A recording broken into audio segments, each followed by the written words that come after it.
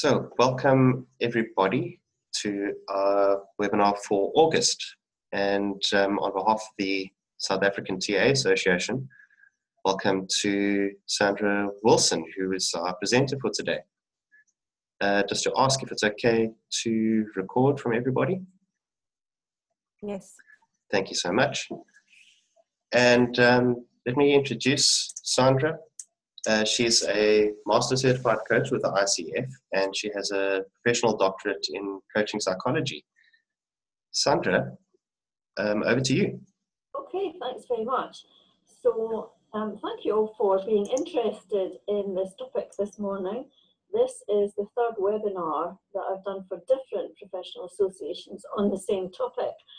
And so far, this is the one that has allowed me interaction with the participants, because the other two have very much been, tell them what you want to tell them, then they'll type some questions and you can answer them. So this is actually much more user-friendly. I feel like I've got people in the room.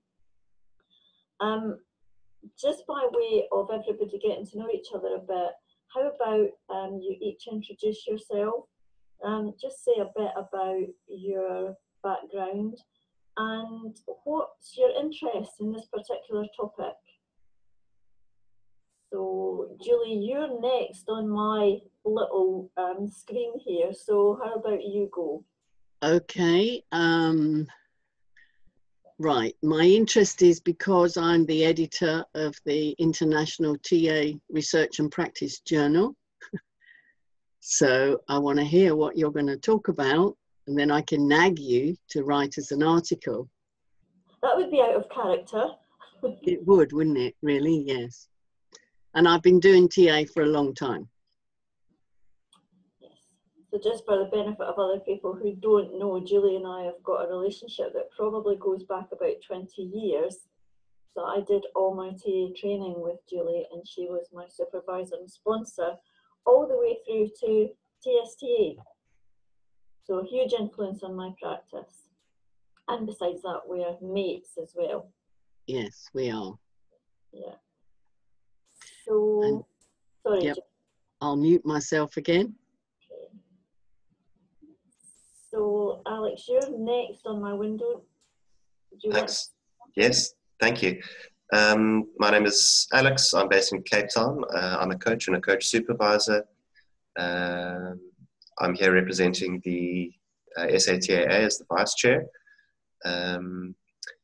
I've been learning in TA since 2001 informally, and since 2009 formally, and active in various TA communities, and really enjoy the practice in terms of how it helps me work effectively with clients.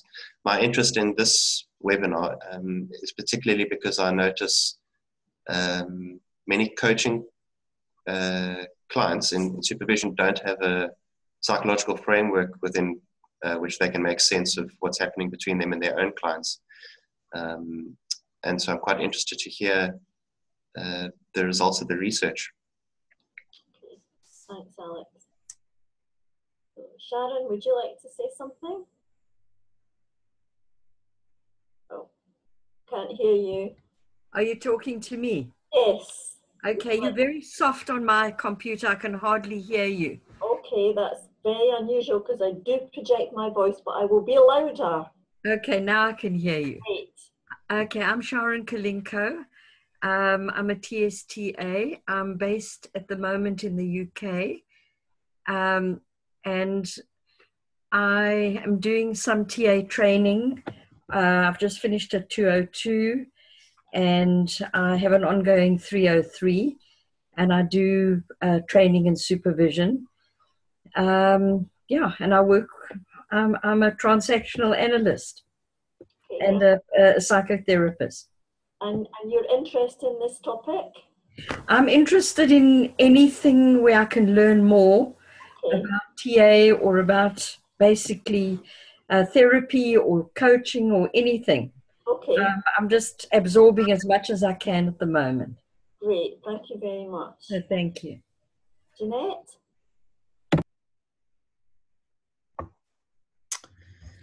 I think my interest in TA began when I was working in corporate life, learning and development manager for a few companies here in Scotland.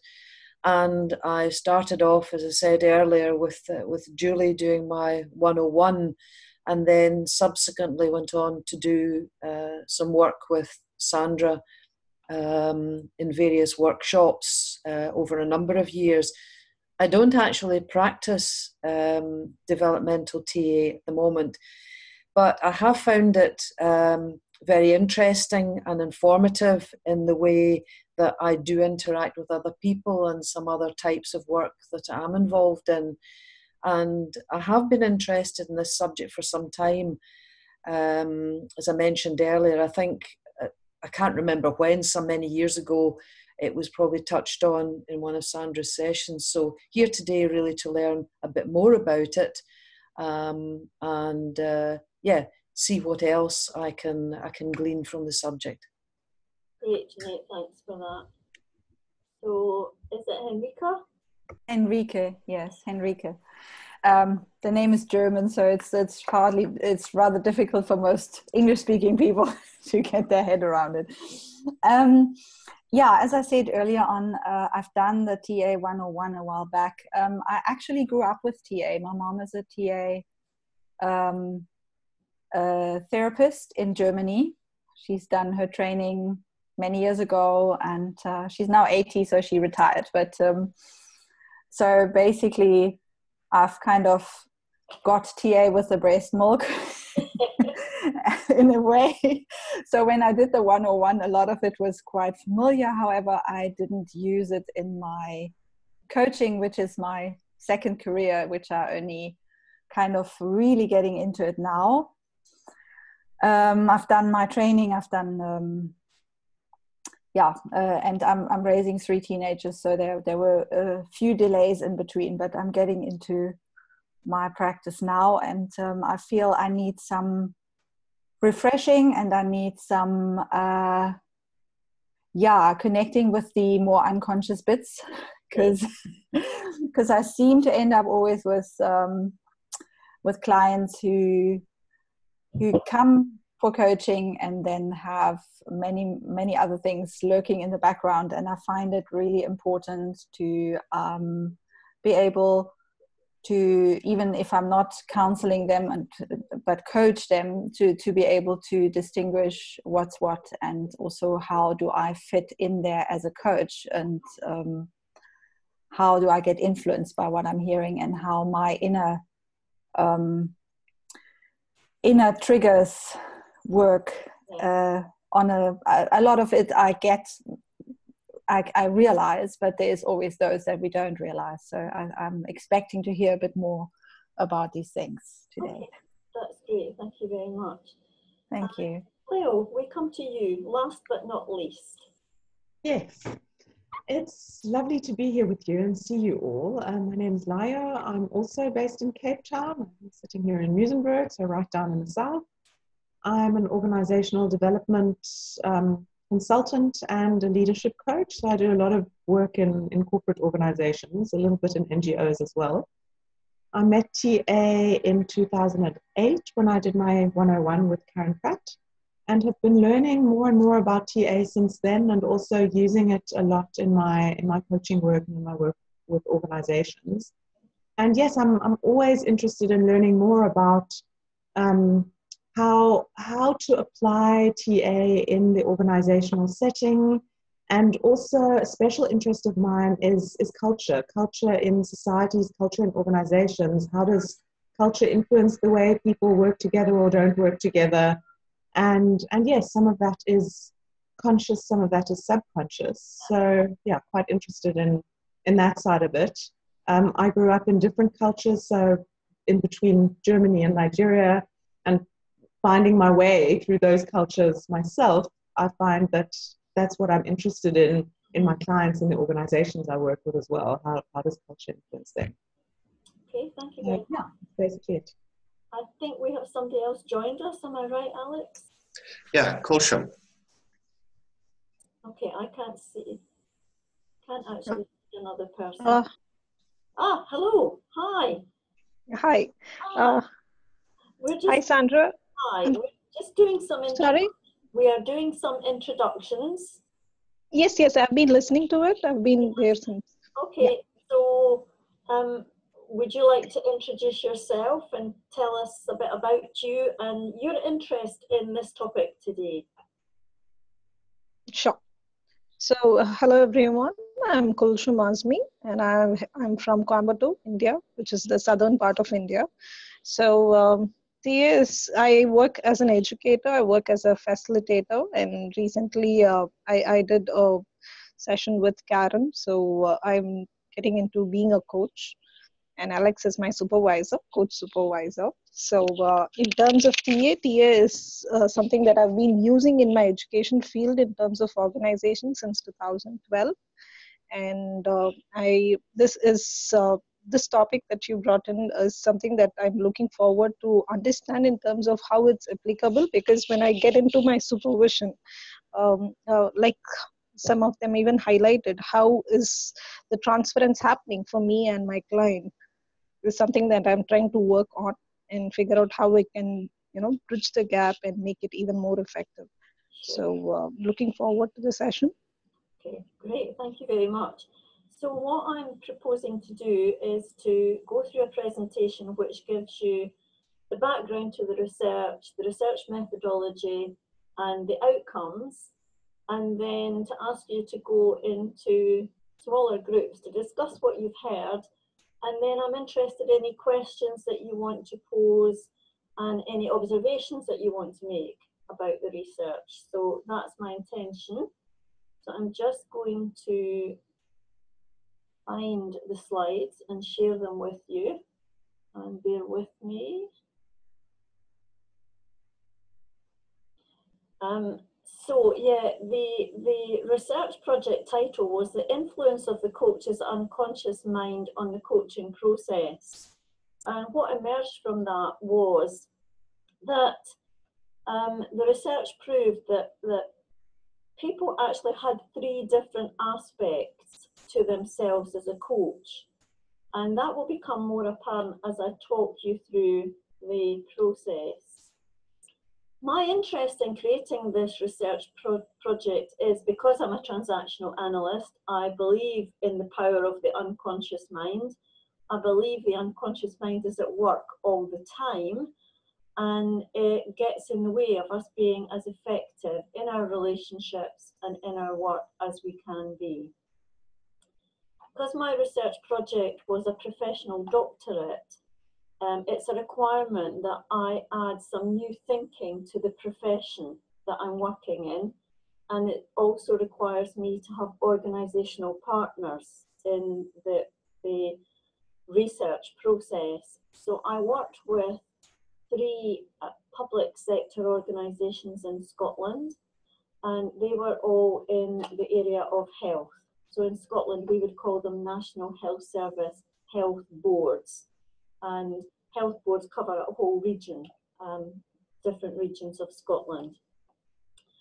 Participants, I had 4 people who were working as internal coaches.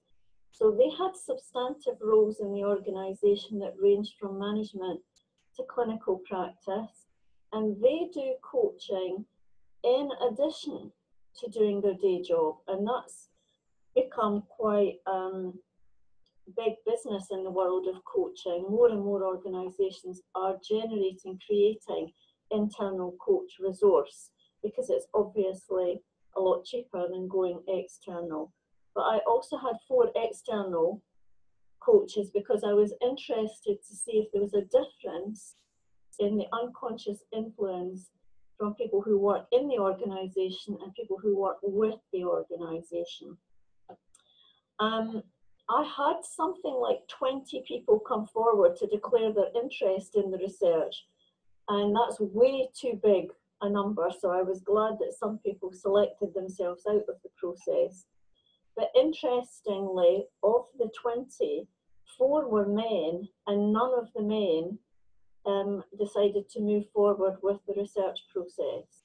And that's an observation. I have no idea the reason. I think the reason that we got so few men is that in Scotland the health service is predominantly women, and it's predominantly women that are in the coaching world, and I think that's something to do with the cultural beliefs about nurturing.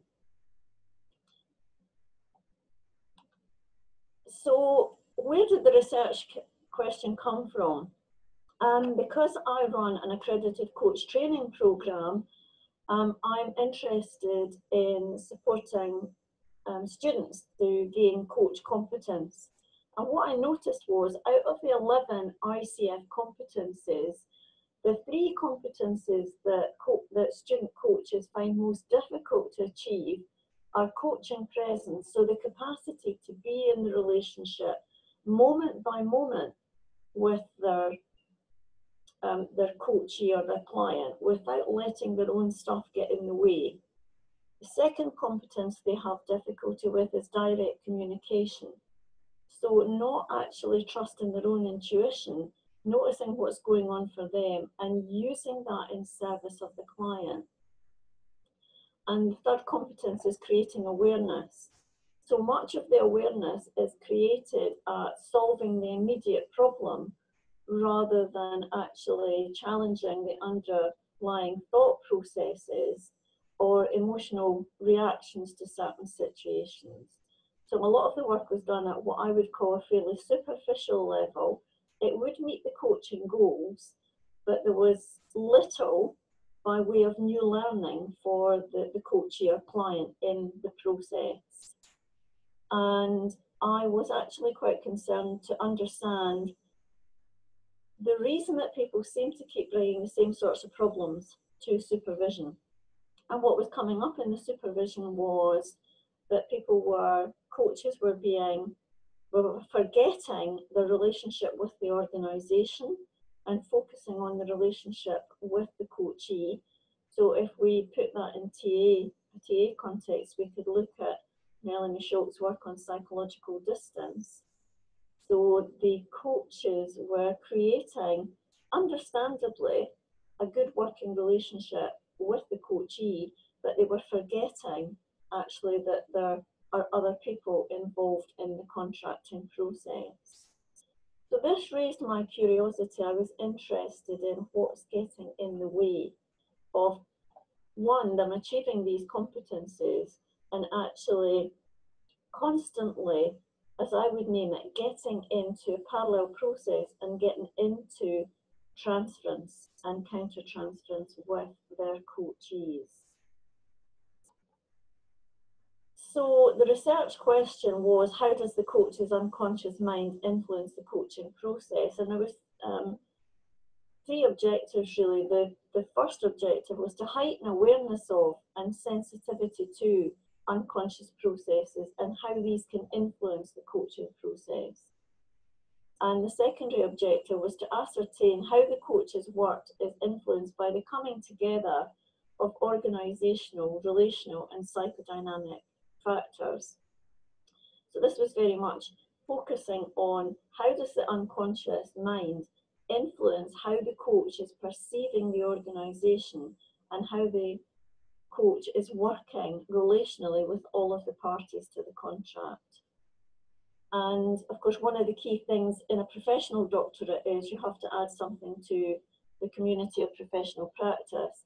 So my interest was really in developing some thinking on ways in which the research outcomes could inform the ongoing education and professional development of the community.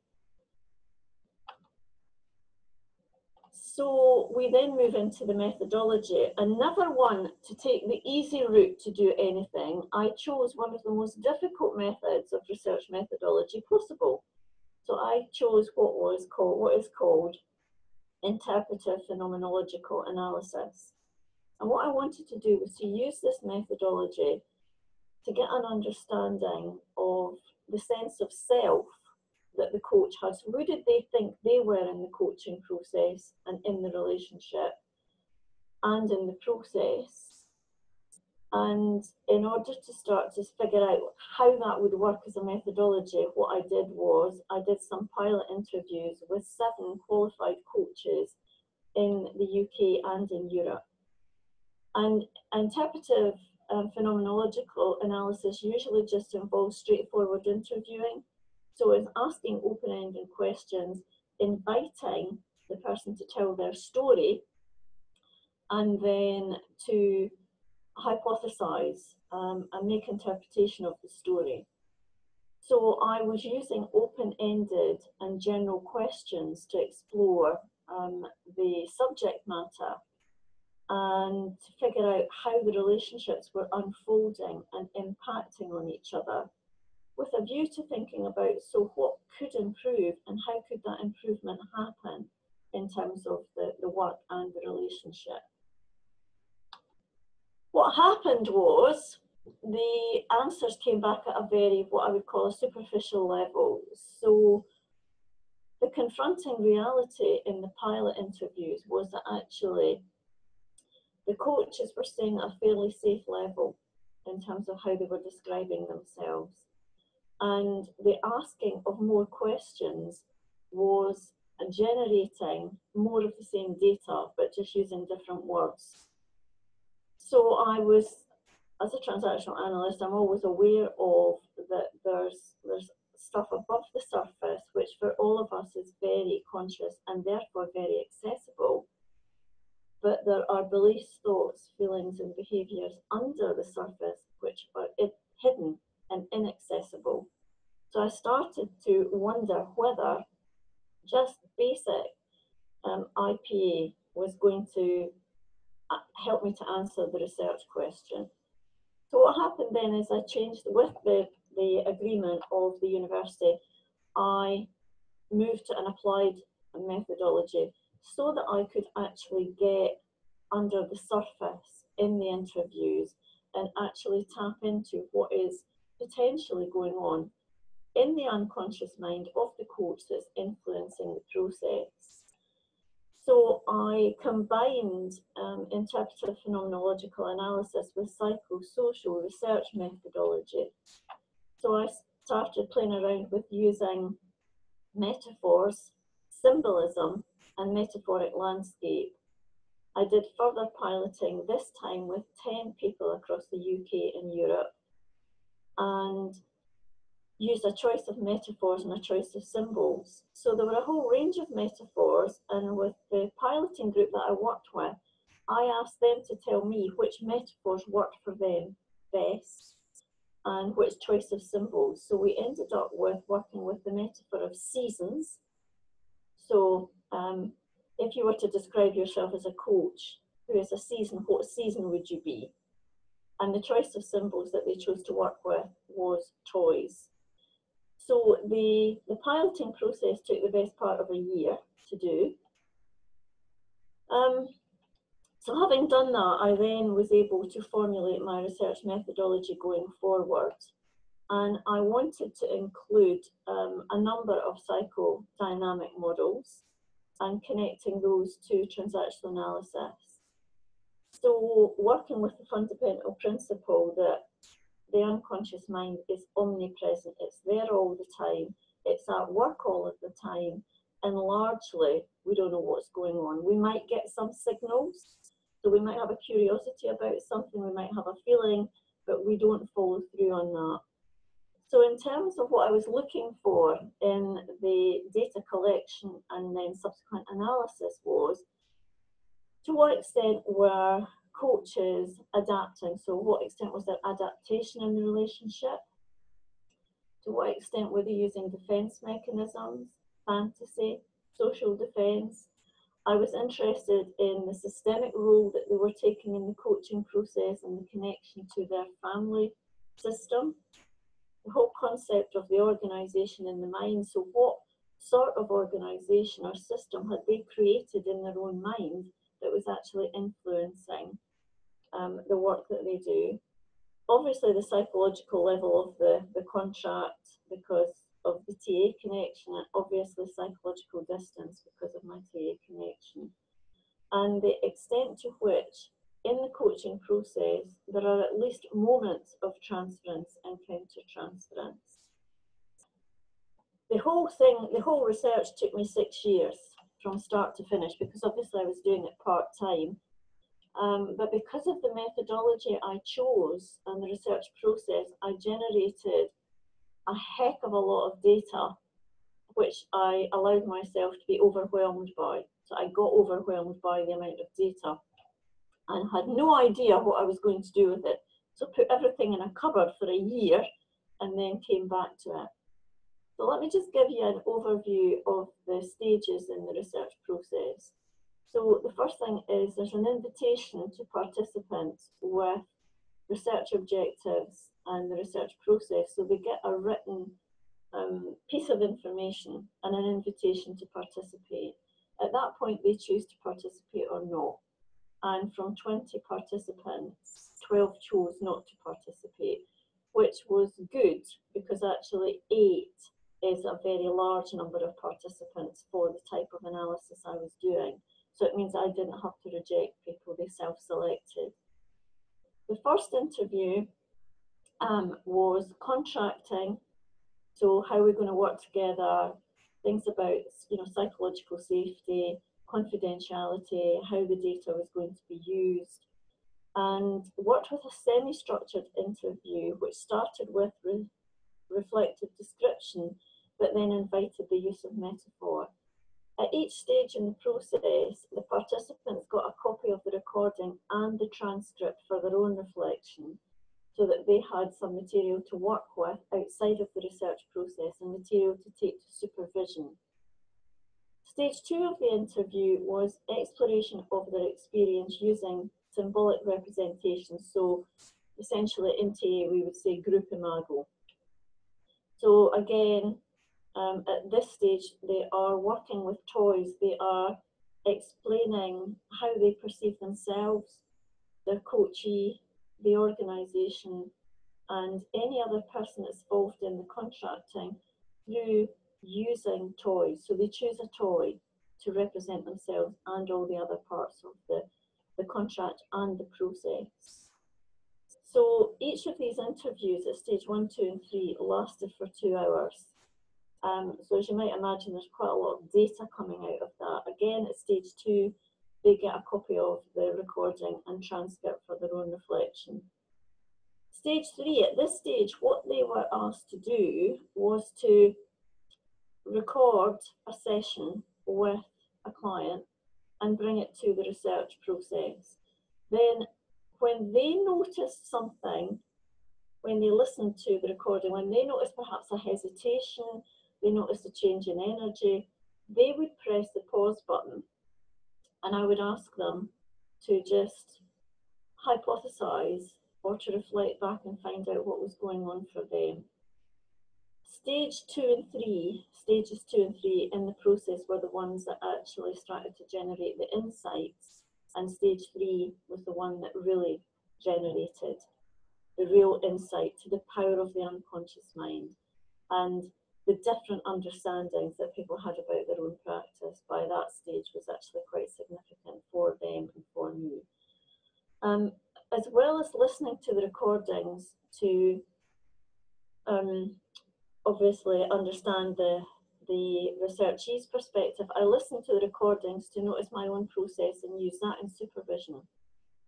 Because I'm a coach and a supervisor, it would have been easy for me to move out of the role of researcher and into the role of supervisor. So I wanted to make sure I was being really clean in the process. And finally, post-interview research, and that was to capture the learning that the research participants felt they had had in the process. So essentially what came out of this was what I call the 3 aspects of self.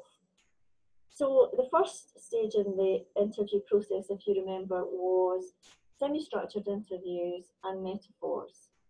And so in the process, I focus on the individuals that are research participants, the relationships they have in the coaching process, and how their perceptions may have been, so they focus on the unconscious process.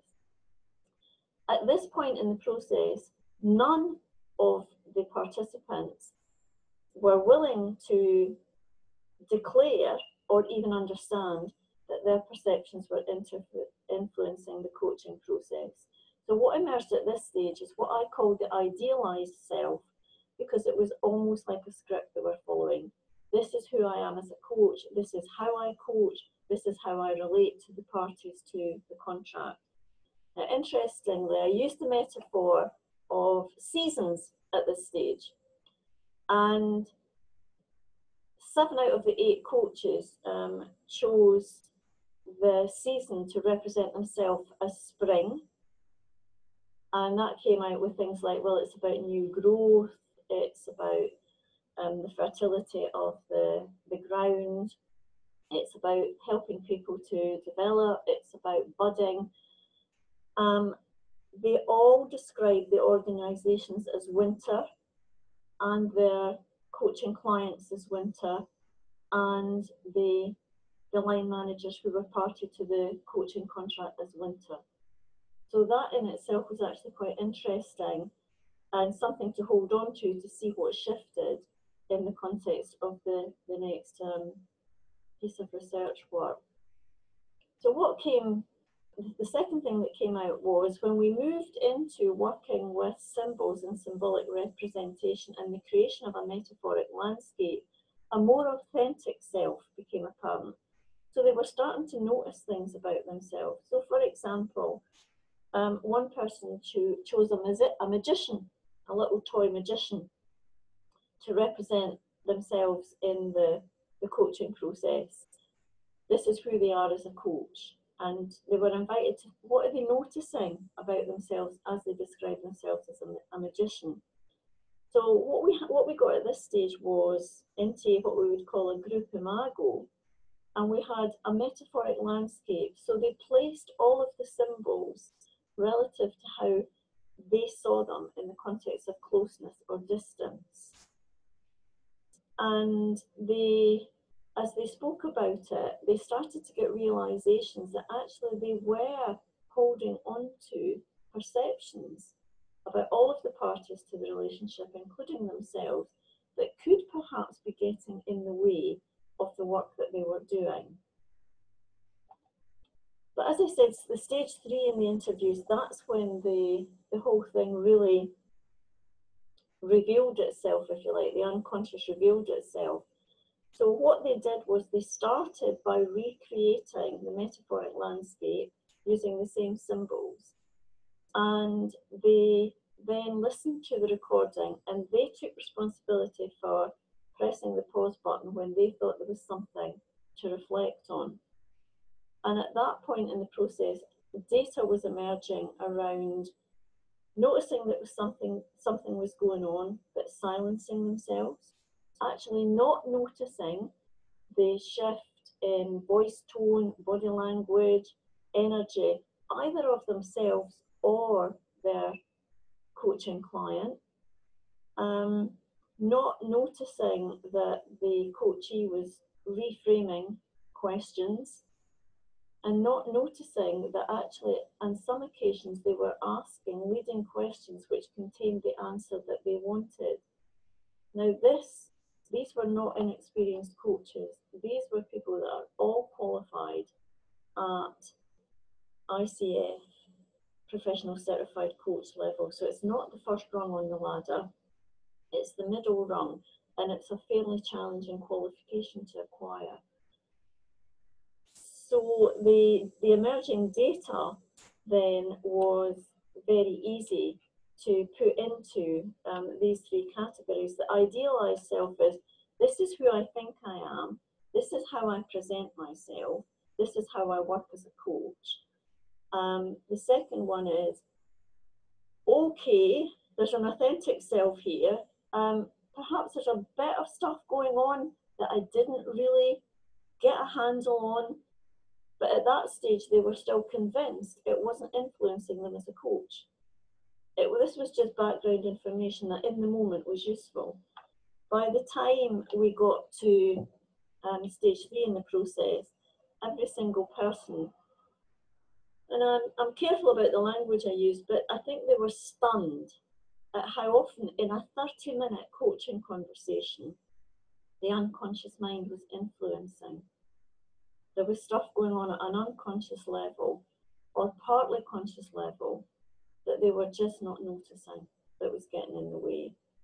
Now, that I was making no judgment about their coaching practice, and I was making no judgment about the work that they were doing with their client.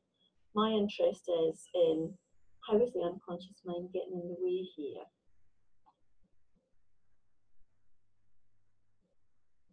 So just a recap on that then, the idealized self, a coach has a role. This is my role, this is how I have to be seen. So there's something about a defense mechanism, this is who I am as a coach. There is an attachment to their identity that they have created for themselves. And there's also something about the public face of coaching. This is what I need to present in my organization as the public face of coaching. So I can't admit that there are things I don't know. And I think that was, to some extent, wrapped up in how we present as professional coaching bodies, but also the culture of the organisation. So the culture of the coaching bodies that we're part of, but also the organisations that we work in. The authentic self emerged because of this awareness, because they were invited to do deeper and much more reflective work. And what happened was the psychological level of the relationship is surfaced at this stage. So they started to notice at stage 2 that actually I am much closer to the coachee. I am losing sight of the organisational objectives in this. I am actually protecting the coachee. I mean, the work with the metaphoric landscape was, I think, really interesting, not just for me in my journey, but also for them when they were physically moving themselves around the metaphoric landscape. The unconscious self came from the reflecting and understanding the experiencing, the re-experiencing rather, of what was going on in the coaching process, and actually the realization that the unconscious was very much at work. And at this stage, there's an acknowledgement from the research participant of what is lying beneath the surface of the relationship that's actually impacting on how we coach. And they're also at this stage noticing and accepting that their preconceptions and their historical ways of seeing the world do influence the work. And again, there's no judgment about whether that's good or bad, but the words that I use are clouding our work or illuminating our work. And what they're noticing at this stage is that actually it's clouding their work. So in terms of answering the research question, what I was able to define in the research outcomes was that the coach's unconscious mind does influence the coaching process. It influences the coaching agreement in terms of how they actually adhere to that coaching agreement. It's largely present for most of the time with regard to the coaching presence competence. Their lack of awareness of what was going on for them was stopping them from working with their clients to create a deeper awareness. And out of the 8 coaches, on at least 2 occasions in the coaching process, they noticed with hindsight and reflection that they could have used direct communication and didn't. So they then went off and did some work in their own supervision about what stopped them from doing that. The whole amalgam of what happened was that the culture of the organisation and the belief about the culture of the organisation impacted the coaching process, the relationships impacted, and the psychodynamic influences impacted. And all of these things at some point in the coaching process came together, and the individuals changed as a result of the different set of perspectives that they had about themselves and about the coaching process. So this is the last slide before I let you go off and chat about this, but the implications for the coaching profession is that I think there's far too much emphasis on technical competence technical skills rather than core competence. And I think every coach has to start their journey somewhere, so they have to learn the technical skills and the core competence. But I'm advocating strongly with all of the coaching bodies that part of the coach's training has to be about psychological awareness. If they were taught nothing else other than the concept of psychological distance, psychological level of the contract, transference and counter-transference, that would actually support them to work at a deeper level with their clients, at least to understand what is going on in their process that's likely to get in the way.